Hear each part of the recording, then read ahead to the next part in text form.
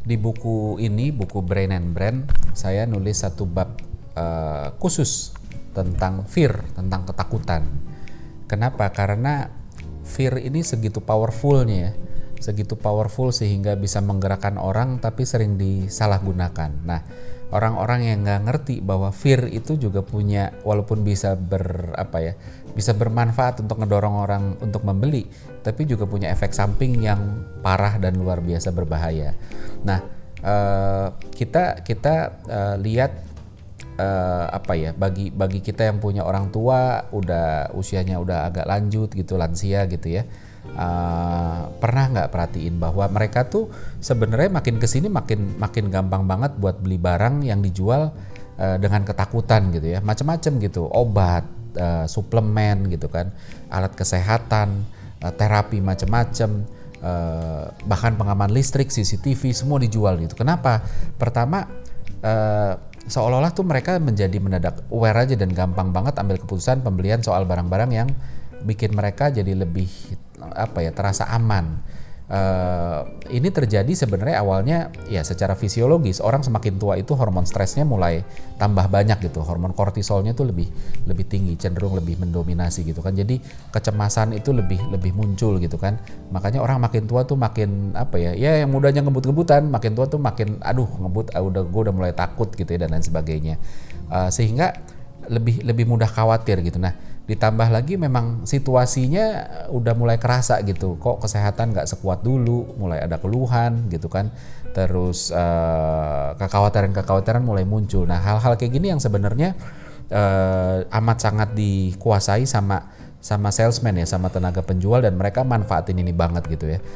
Obat, suplemen kesehatan ya, terus habis itu alat kesehatan, pengaman listrik, itu dijual dengan kemasan ketakutan gitu kan, dan harus diakui memang manjur karena dalam jangka pendek ya, karena teori psikologi itu bilang bahwa ketakutan itu, kalau analoginya ada gunung es ya, gunung es itu kan yang kelihatan tuh gede, yang nggak kelihatan di bawah laut jauh lebih gede lagi gitu. Nah, teorinya itu ketakutan itu adanya di bawah, jadi artinya dia lebih gede dari yang kelihatan di atas. Yang di atas tuh apa sih? Misalnya ada wants, ada needs, ada keinginan sama kebutuhan. Nah, bayangin ketakutan itu menggerakkan kita, powernya lebih gede, jauh lebih besar dibanding kemauan dan kebutuhan gitu kan.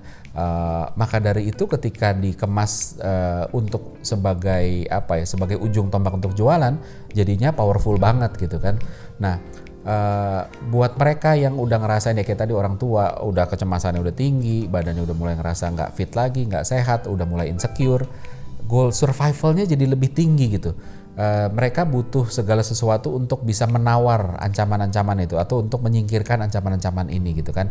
Makanya berbagai produk-produk ini gampang banget terjual di kelompok-kelompok itu gitu kan. Nah, tapi kalau kayak gitu kenapa berbahaya sih? Kan toh laku-laku aja gitu ya. Nah, kalau kita balik lagi, brand itu selalu tentang trust gitu ya. Brand adalah sesuatu yang kita bisa belajar dari kehidupan sehari-hari sebenarnya.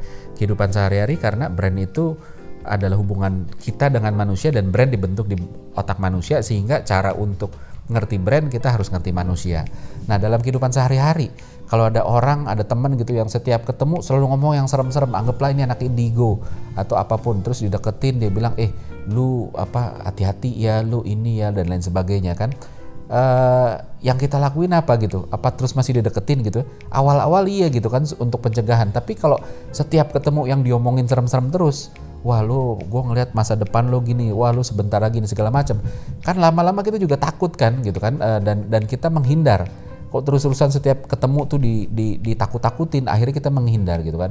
Sama juga dengan jualan gitu kan, kalau terus-terusan begini, lama-lama juga kita kok mulai menghindar gitu lah, kok mulai nggak enak, dan kita mulai menghindar gitu. Nah, jadi harus diingat lagi bahwa otak manusia itu selalu seek pleasure atau avoid pain, jadi cari kesenangan atau menghindari pain itu tadi. Nah, sesuatu yang menakutkan itu adalah pain. Ketika kita bisa ngatasinnya, kita atasin.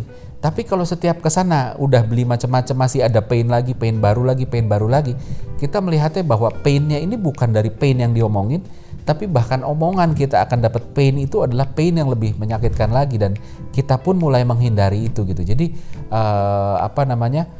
ketika terus diulang-ulang, ditakut-takutin, bukan cuma bukan cuma hal menakutkannya yang akhirnya menakutkan kita, tapi orang yang ngomongin itu pun juga akan jadi menakutkan buat kita. Contoh misalnya kita ke dokter gitu ya, kita sakit gitu ya, awalnya kita periksa dibilang oh kamu ada masalah nih di sini nih, saya kasih obat kamu ini ya, terus begitu balik gitu kan, oh ininya udah beres, sekarang ada ininya, balik lagi ininya udah beres, ini ada, kok ada terus gitu ya, kok nggak ada habis-habisnya gitu kan. Lama-lama kita pun juga menganggap bukan penyakitnya yang jadi pain, tapi dokter ini tuh jadi pain buat kita gitu, karena lu nakut-nakutin gua mulu gitu kan, gue jadi nggak nyaman sama sekali gitu, kok kayak nggak selesai-selesai. Akhirnya akhirnya kita pun juga menghindar. Nah, ada satu teori namanya ostrich effect gitu. Ostrich tuh kayak apa ya, kayak burung onta itu ya, kan dia kan suka bukan nyimpen sih, kepalanya diumpetin di bawah tanah ya. Jadi ini konsepnya sama. Jadi ostrich effect ini sebenarnya teori yang ngomong bahwa ketika kita menghadapi sesuatu yang kita nggak bisa kontrol, termasuk pain ini, kita memilih untuk menghindar gitu ya, bukannya mengatasi ketakutan ini tapi menghindar gitu kan. That's why makanya nggak sedikit dari kita yang menghindar untuk periksa ke dokter ketika ada yang salah dengan badan kita gitu ya. Kita bukannya kita nggak percaya bahwa kita sehat-sehat aja gitu loh. Atau bukannya kita nggak percaya bahwa ada sesuatu yang salah gitu, orang kerasa kok nggak enak gitu ya, tapi apa nggak tahu, cuma kita memilih untuk gue nggak usah ke dokter deh gitu ya. Bahkan ketika badan pegel-pegel gitu ya, lu cek kolesterol deh, nggak deh, mendingan nggak deh gitu kan. Kita memilih untuk nggak tahu dibanding kita tahu tuh habis itu jadi kepikiran, karena kekuatan pikiran kita kan luar biasa tadi ya. Jadi kita memilih untuk mengabaikan dokter, dan jangankan mengabaikan, kesana aja enggak gitu. Nah, brand juga sama, ketika terus-terusan menjual ketakutan, brand pasti akan dihindari gitu kan. Balik lagi harus diingat, brand ini adalah tentang trust, ngebangun trust, dan kalau kita memanfaatkan ketakutan konsumen maka trustnya pun susah terbangun gitu kan. Dan kalau kita udah dihindari, udah nggak ada kesempatan kita untuk bangun trust gitu. Jadi bukan cuma trustnya hilang, tapi lebih jauh lagi kita benar-benar dihindari. Makanya dari situ kita bisa ambil kesimpulan bahkan bahwa ketika ketakutan ini segitu manjurnya untuk penjualan dalam jangka pendek gitu ya, tapi kalau dilakukan terus-menerus ke orang yang sama, dia nggak akan loyal sama kita sih, dia akan menghindar. Karena balik lagi tadi, bukan pain dari yang diomongin itu yang yang menjadi the real pain gitu, tapi ada the ultimate pain-nya yang itu berasal dari orang-orang yang atau brand yang terus-terusan ngomong menakutkan terus gitu. Itu juga pain buat kita dan itu berbahaya gitu.